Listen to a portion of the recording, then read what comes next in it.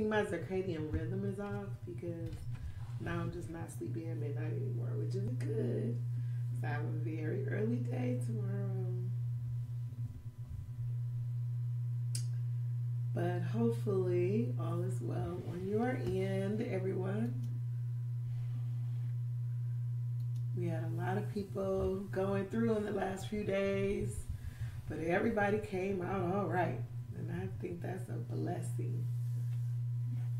Yes, yes, yes. Always a blessing.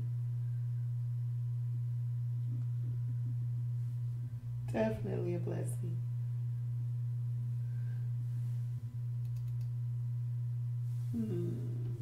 All right, let me see who's joining me.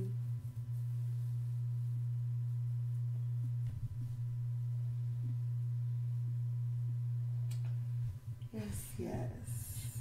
Let me position myself better here. So far, it doesn't look like anyone's on. I'll wait a couple minutes.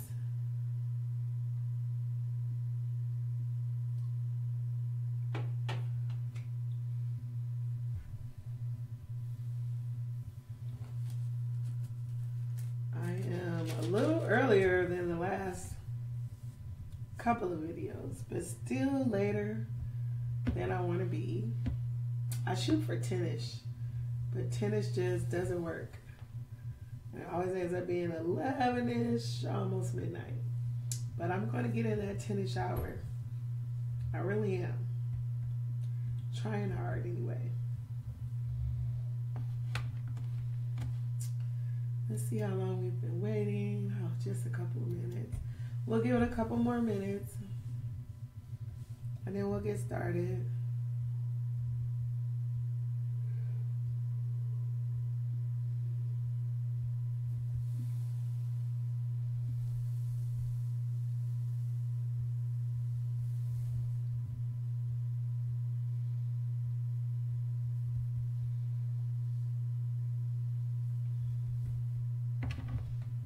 I don't know why it seems like time is moving so slow today, but that's okay. I'm gonna give it one more minute, and then we'll get started. Oh, look, sleep is coming. Yay. I mean, not yay for you, because I'm still gonna give you the best of me, I promise. But the yawn means I'll be able to go to sleep afterwards. Yay. Yay, yay, yay. Because at first I felt super energized and sleep wasn't coming. All right, let's go ahead and get started, guys. As you know, some people say I never say my name on here. So I'm going to say my name. I am Pastor White Trees Harris. So I am taking my church through the Old Testament in a year. We are in the book of Exodus, and we ended last with Exodus chapter 16, where the people had begged for food, and God sent them, quail and manna, even though they were grumbling against Moses. And I forgot to say yesterday, Moses had this sort of fit with them, like, why are y'all grumbling against me? This isn't my decision. This isn't me. This is the Lord, right? And so Moses said in no uncertain terms in chapter 16 that when you grumble against me, you're actually grumbling against God. And to me, that says a lot about grumbling against leaders, because I think a lot of times we grumble against the leaders, but really the leaders are, if they are true leaders of God, are following the directives of God, and therefore when you grumble against the leaders, you grumble against God. Hey Cliff, welcome. So we sort of ended on that yesterday. We talked about how they actually saved some manna.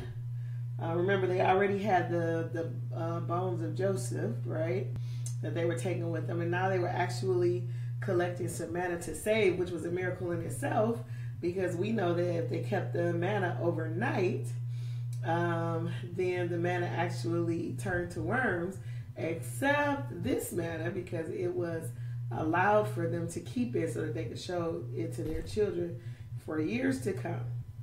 So we open up now with chapter 17. And here we are, the people are grumbling again. And you're going to see that this is a constant theme with the Israelites. They're either grumbling, complaining, disobeying, murmuring is how the King James calls it, murmuring. But they're always complaining about something.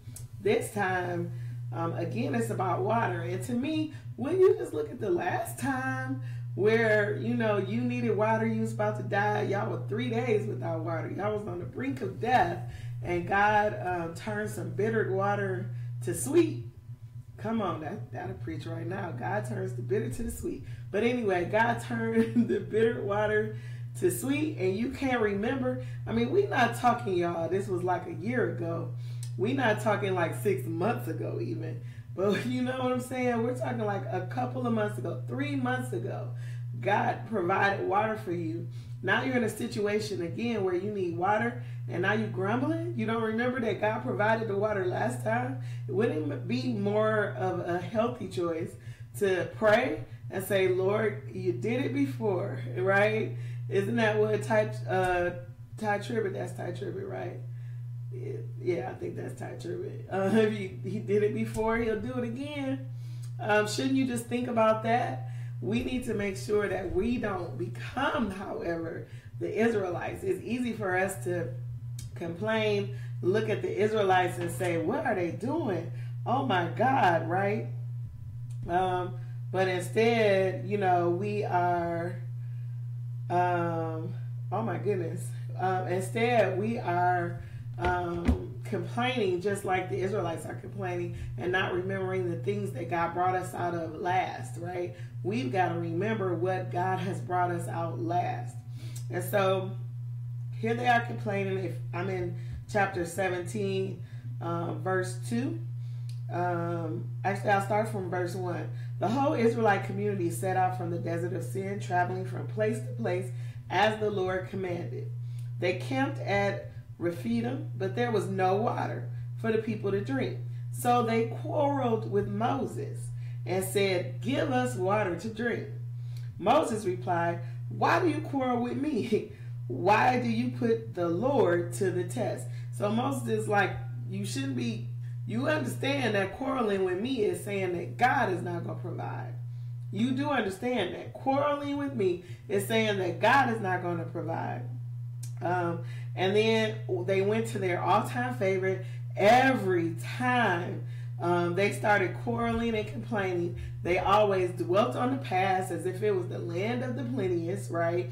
And said, you should have just left us in Egypt rather than bring us out here to die of thirst. And we've heard this argument before. You should have just left us in Egypt rather than bringing us out here to die by Pharaoh's army. You should have just left us in Egypt rather than bring us out here to, starve to death.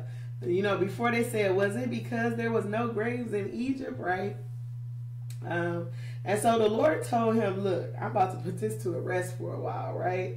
He said, I want you to go get you some elders, and we about to put these people to the rest. So he tells Moses to go and take the same stick that he had to cross the Red Sea, tap a rock, and then water started coming out of the rock.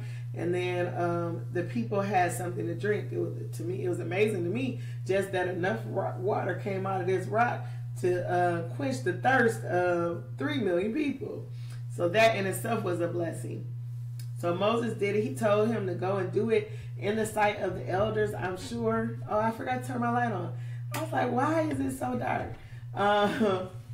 I'm sure that he was talking about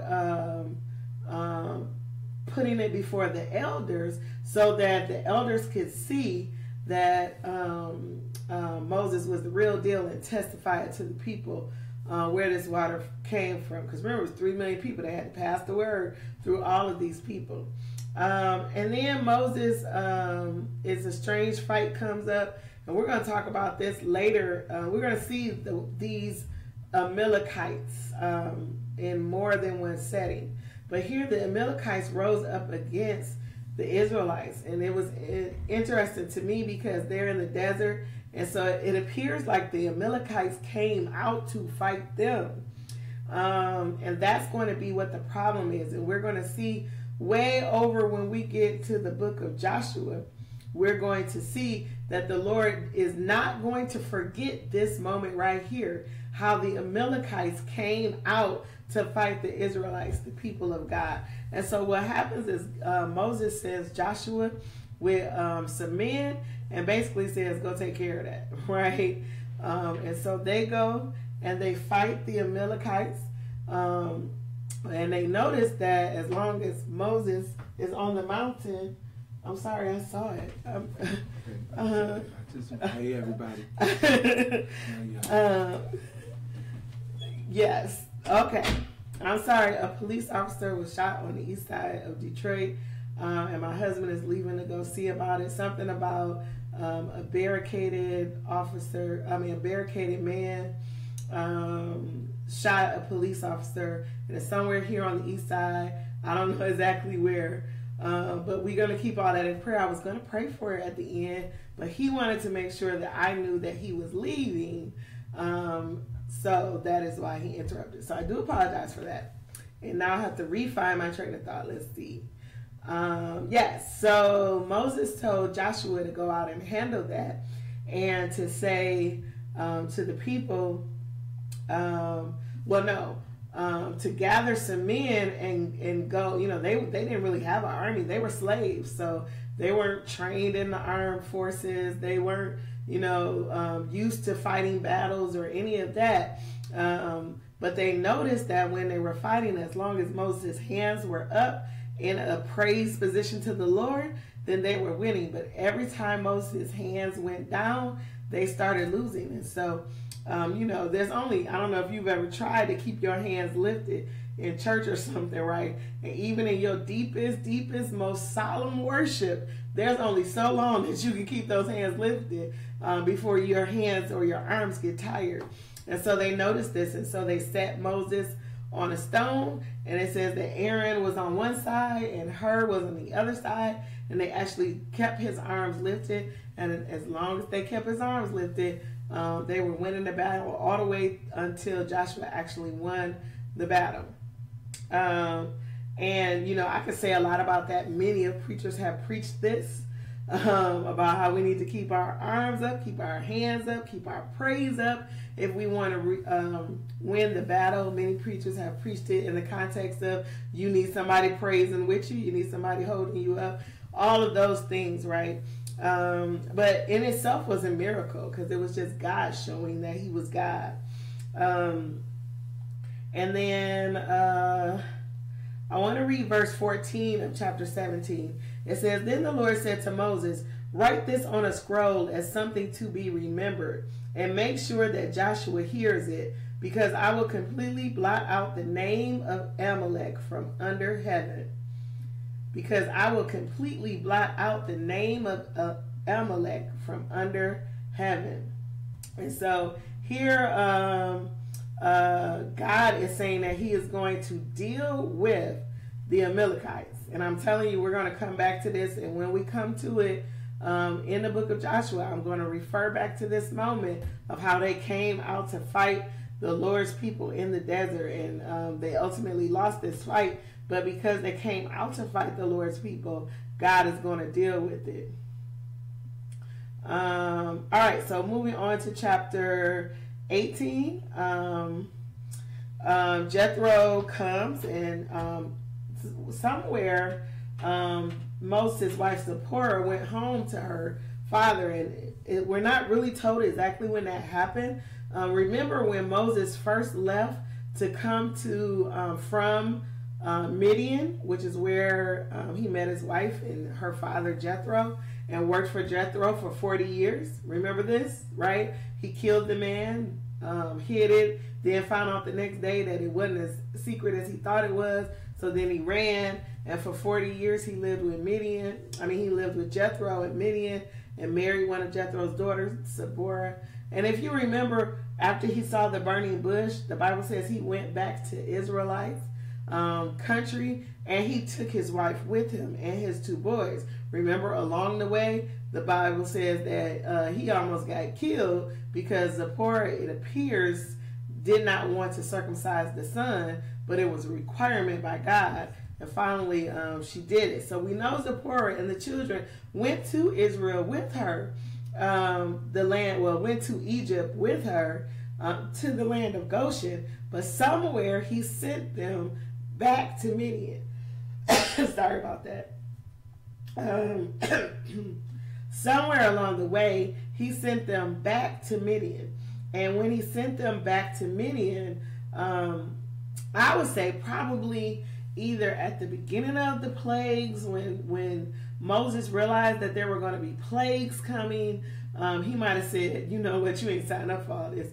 Just go home to your daddy right now, right? Or maybe in the middle when the plagues started getting worse and worse, he might have said, just go home to your daddy. I promise I'll come back and get you. But at some point he sent her, or maybe it was, right before the firstborn, since she,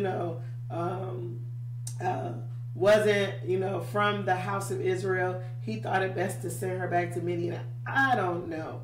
But at some point she went back to Midian, and now Jethro is coming back out to meet Moses, and he has Zipporah and his 2 sons, Moses' 2 sons with him.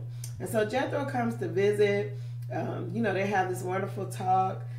He actually praises God after Moses tells him everything that happened. So Moses sits down and gives him like a blow by blow of everything that has happened up to this point. And Jethro says in verse 10 of chapter 18, praise be to the Lord who rescued you from the hand of the Egyptians and of Pharaoh, and who rescued the people from the hand of the Egyptians. Now I know that the Lord is greater than all other gods, for he did this to those who had treated Israel arrogantly. So listen what he says. Greater than all other gods, he says, right? And so here we go, right? Here is Jethro saying, listen, out of all these things, Jethro is a priest, and he is here recognizing that the God of Israel is the God, right? And he says, praise be to the God who is above all other gods for doing this. And so it's amazing how just Moses telling the story step by step to Jethro evoked this kind of praise, right? So then Jethro goes on, and the next day he kind of watches, like, the day-to-day behavior of Moses. I mean, his son-in-law, like, I'm gonna hang out with my son-in-law today. And what he sees is that from morning to night, Moses is just there judging the people. And when it says judging the people, it doesn't mean like judging the people. It means like, all right, she said, and then she said, and who right? You tell us, right? That kind of judging the people. Well, we got this beef going, and she says like this, or 2 men fighting over a piece of land, or that was my animal because his animal crossed over into my yard, and now he's been eating all my plants, and now I want to know, shouldn't that be my payment for what all he's eating should be that I keep the animal? I mean, just all kind of disputes like that. I'm making these up as I go, of course. But, to that point, from the simple things all the way up to murder, I would assume, right? Moses sat all day long and judged between these things. And I keep reminding you, there was a possibility that there were 3 million people there. We know that 600-something thousand left, but that was 600-something thousand men only. But there were children and there were women. So it could have been upward of 3 million people that Moses was sitting around just judging their arguments all day. People bringing stuff to him all day. And do you know what Jethro says? Verse 17 of chapter 18. What you are doing is not good. I love it. Jethro is my kind of guy. He just straight to the point.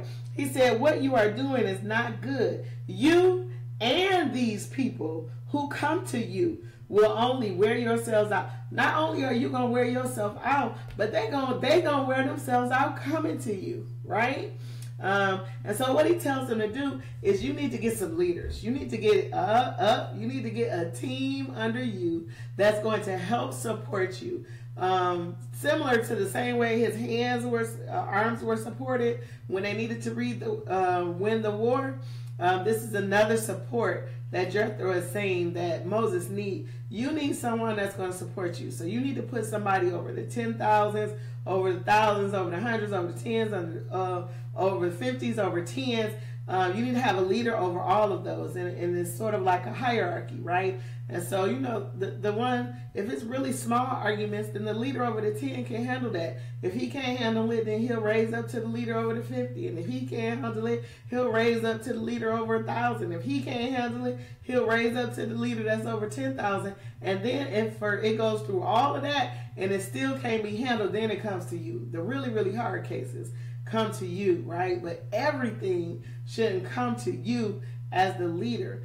Everything shouldn't come to you as the leader. Everything, shouldn't come to you as the leader. Gonna say it one more time because it just sounds so good coming out my mouth. Everything shouldn't come to you as the leader, right? There should be some trusted people in every ministry who you can trust to handle situations for you. If everything has to come to the leader, it will wear the leader out. There have been many of pastors who have died of heart attacks trying to carry all the stuff that the people will bring to them, right? We need to allow the system that Jethro set up way back in the day through, I'm so sure, the discernment of the Lord to give to Moses. We need to understand the same thing that he set up then can work now. It's why we have groups. It's why we have ministers over the groups. It's why we have people, a line of defense that you could talk to that is before us, because you don't want to come talk to me in my most tired state because I'm going to talk to everybody in the church about everything, and now I got to talk to you and you bring me some simple thing and I'm like Miss Seeley on The Color Purple. Beat her, right? That's not what you want, right? By the time you get to me, I'm giving you bad advice because I'm tired. You want to make sure that you're not wearing out your leaders, and it's very, very important that you do that. All right, so verse 24 said, Moses listened to his father-in-law and did everything he said. And because of that, you know, life was smoother for him. So I'm sure he had more time to spend with his wife Zipporah after he did that. The next chapter, chapter 19, is talking about Mount, and get this, y'all, all my entire life, and my longtime Christians that will be watching this, long time, I'll say churchgoers, because we might not necessarily have been long-time Christians, but my long-term churchgoers will get this, right? All my life, I have called it Mount Sinai, right? Technology is beautiful, though, because there's this app that I go to called Blue Letter Bible that I love, that everyone should check out. If you don't have the Blue Letter Bible app, you should get it because it has wonderful things.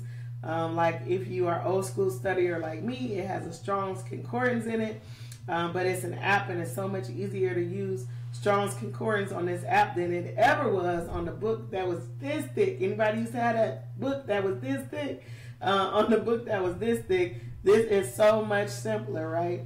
But I have always called it Sinai all my life. So I decided to get the Strong Concordance on my phone, and hopefully you'll be able to hear this. So I'm going to try to bring it here and get what the correct pronunciation of this is. Strong's H5514 Sinai.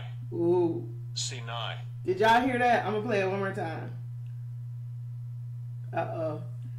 Stay with me now. Strong's H5514 Sinai. Sinai. All right, so all my life, I have heard every preacher that I have ever heard preach from when I was a little girl up until now, up until I've said it myself, and so have my husband, have called it Mount Sinai. But apparently, the correct pronunciation of this is Sinai. So, Moses went up Mount Sinai. It's going to be so hard. I'm sure I'm going to say Sinai in the future, so please forgive me when I do. But apparently, it should have been Sinai all our lives, right? And now if you say Sinai at a church, they're going to think you crazy. They're going to laugh at you and say, she don't know what she's talking about. Why she bougie. That's why she got to say it like that. But I'm telling you, it's amazing what technology will give you. Because we was making it up as we go. It looked like to us it should be Sinai, but it's actually Sinai, right? But anyway, we'll just call it the mountain now to not confuse anyone. But Moses went up the mountain to meet with the Lord in chapter 19. Basically, and I'll give you a synopsis of chapter 19. Basically, the Lord wants to show the people that he's with Moses. Because up to this point, people have been treating Moses pretty bad. And it's not like they're going to start treating him so wonderful after this. But they do acknowledge that the Lord is with him more. Now, you would think that after the Lord has done these great miracles through him, done these 10 plagues, brought them through the Red Sea, brought water, turned water from bitter to sweet, brought manna from heaven, gave them quail to eat, brought water from a rock. I mean, the miracles are endless, right? The manna lasted 40 years. For 40 years, manna fell from the sky. So the miracles was endless, right? You would think that they would respect Moses because he was sort of the conductor of these miracles. But no, they weren't. And so listen, in chapter 19, verse 9, it says, the Lord said to Moses, I am going to come to you in a dense cloud so that the people will hear me speaking with you and will always put their trust in you. So the whole purpose of what we're reading in chapter 19 is so that the people will understand that God is with Moses. And so what happens? Moses puts a separation between the people and the mountain, because basically God said anybody that touches this mountain is going to die. And you know what? I don't even care if you're a priest. If you're a priest and you touch this mountain, you will die today, right? You're going to die today. That's what the Lord said. And so Moses was trying to protect the people, so he built like something around the mountain that would prevent them from coming any closer than they should. Hey, Tanya. And so then Moses kind of went up on Mount Sinai. See, I said I was just going to say the mountain because this is hard. But yes, Moses went up the mountain. And when the people heard God speaking to him, they got frightened. And you got to read the story for yourself because it's much more nuanced and detailed than I am telling it here. But they got afraid. And basically they told Moses, you know what? You and God do y'all thing. You and God, y'all do y'all thing, right? Because when God was speaking to Moses, they didn't hear the voice of God as speaking. They saw lightning. They heard thunder. They were afraid. It was just a mighty thing going on from their end. Although they could not hear exactly what was being said, they knew something big was happening up there. And they basically told Moses, do your thing. We don't need to speak to... Did we say we can speak to God for ourselves? You know what? We don't know what we was thinking, Moses. Just go ahead and do your thing. You got that God thing. Go and do that God thing, right? And so that's kind of what chapter 19 is about. Let's see what I wanted to read. Blah, blah, blah. Now, I think I said everything I wanted to say about 19. The only people that were allowed to go up with Moses was Aaron. And we'll find out why. It'll make more sense later. But it was Aaron that he took up with him. And the Lord specifically said, go get Aaron and take him up with you. Then in verse 20, we have the 10 Commandments. And we're all very familiar with this, even if we may not have known where it was, right? So now you can commit it to memory. The 10 Commandments are in the book of Exodus, chapter 20. Exodus chapter 20 is the 10 Commandments. I'm sure you've heard these before, so I'm going to kind of just read through them quickly and paraphrase some of the larger ones. But the first one is important because I believe anything that God says first is important. And he says, you shall have no other gods before me. And he's basically saying, don't do it. Don't do it. You're going to try to set up something in your life, and eventually it's going to get lordship. It's going to get your heart. But you should have no other gods before me. There should be nothing in your life that is before God. And if there is something before God, then that is your God. Uh-oh. I'm going to say it again. There should be nothing in your life that is before God. And if it is before God, that is your God. So you got to be careful, right? You got to look at your relationships. Is your man before God? Is your woman before God? Are your children before God? Anything you put in that place, that thing is more important to you than your relationship with God, that is your God. And God is saying, have no other gods before me.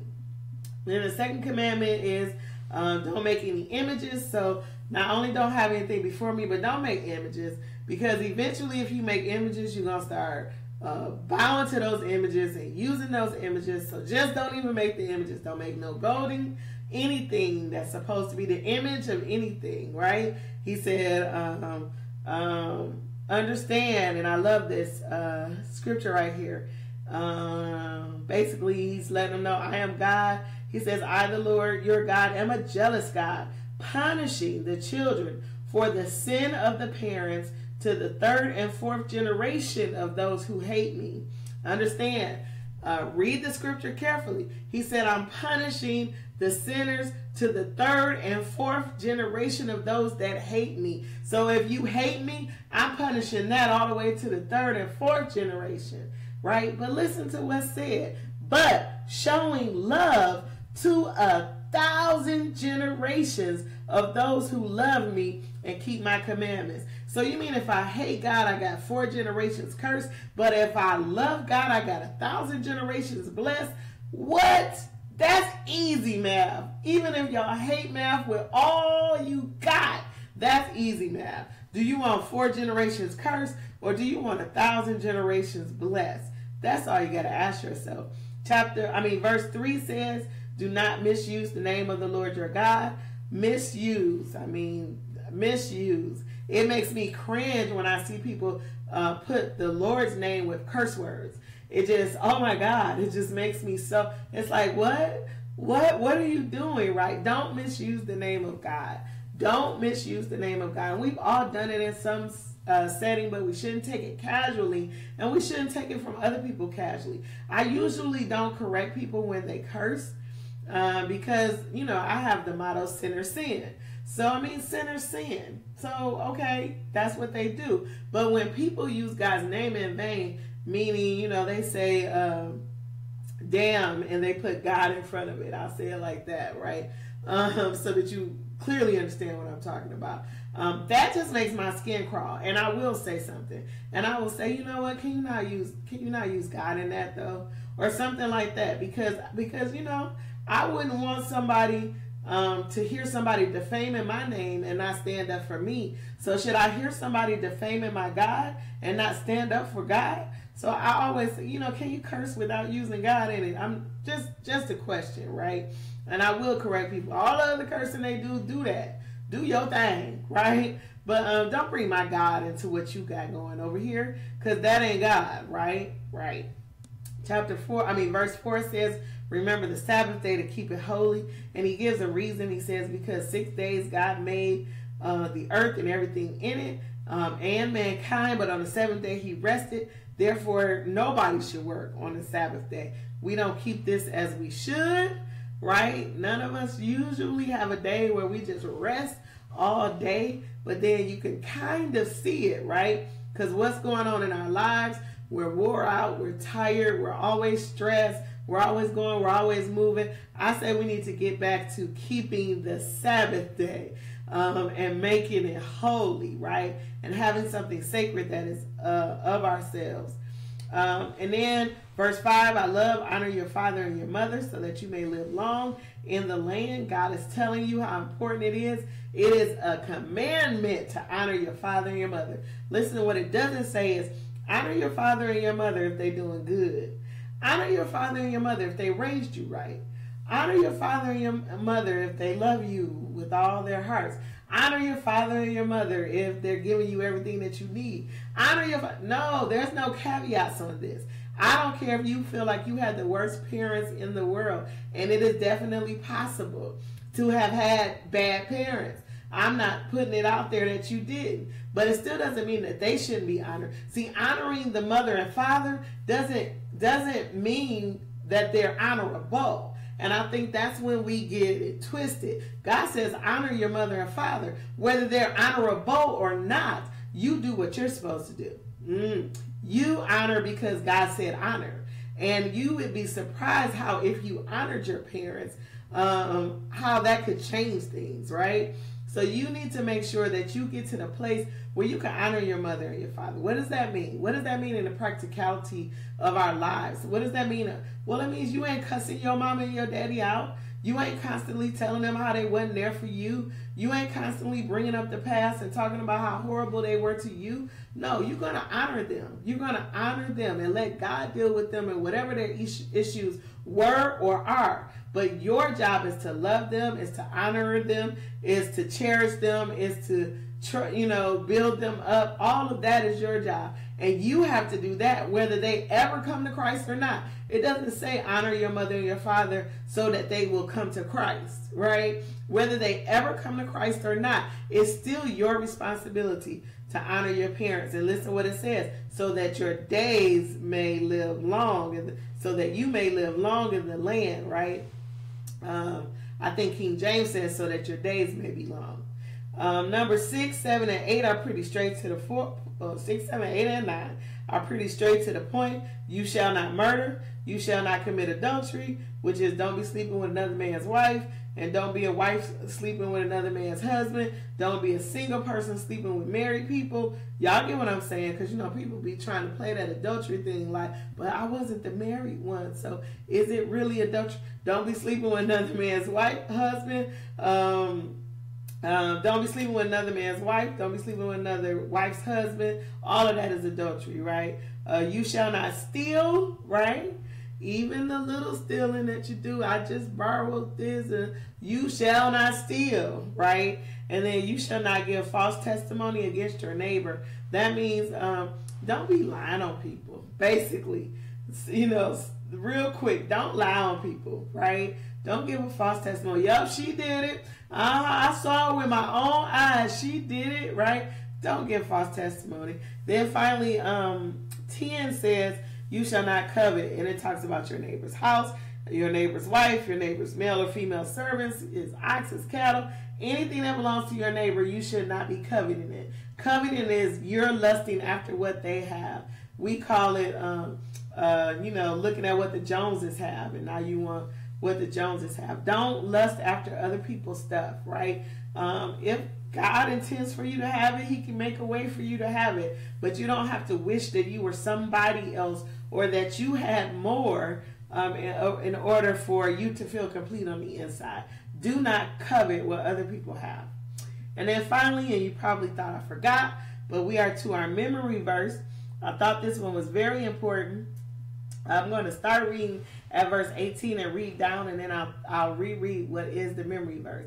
Verse 18 of chapter 20 says, when the people saw the thunder and lightning and heard the trumpet and saw the mountain in smoke, they trembled with fear. They stayed at a distance and said to Moses, speak to us yourself, and we will listen.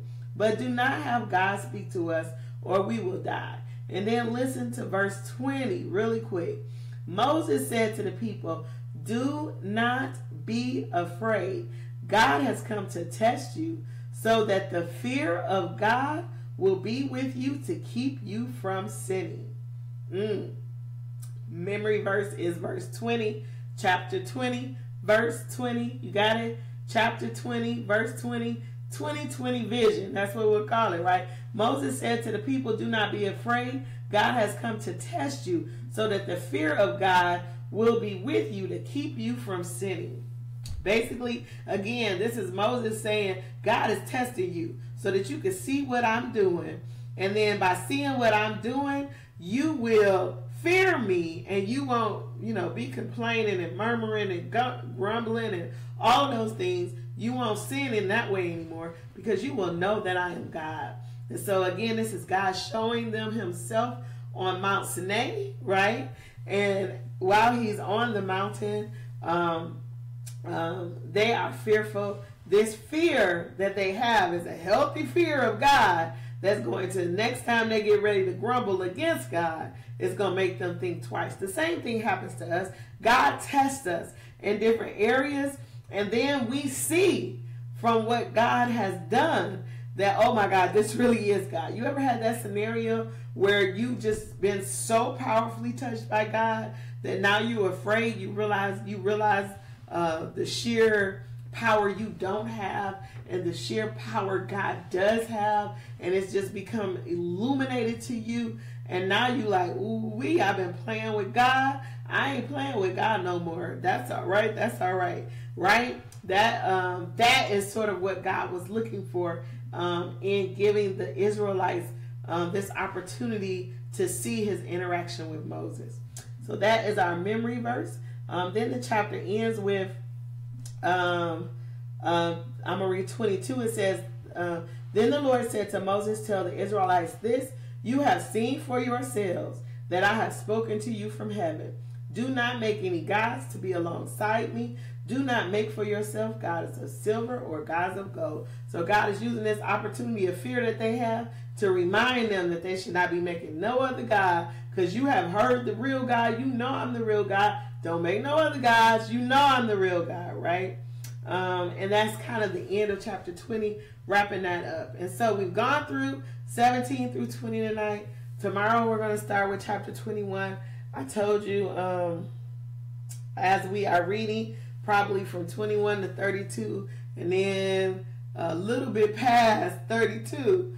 We're going to read 32 is exciting. I think 32, 33, maybe 34, but then it switches back, right? So it's going to be what might be dry reading for you for a few days, because it's going to talk about judgments and laws and personal property and justice, and it's going to talk about the festivals and all of that, right? It's going to talk about the tabernacle, the ark, and all of these things, how to set it up, how to build it, what it should look like.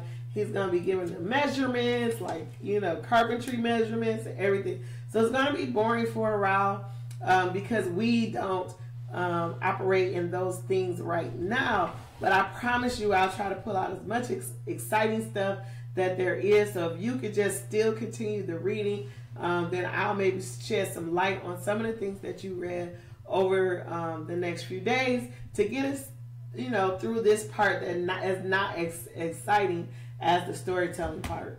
And so until then, you be blessed. Keep your reading. Until next time, I love you, saints. In Jesus' name, amen.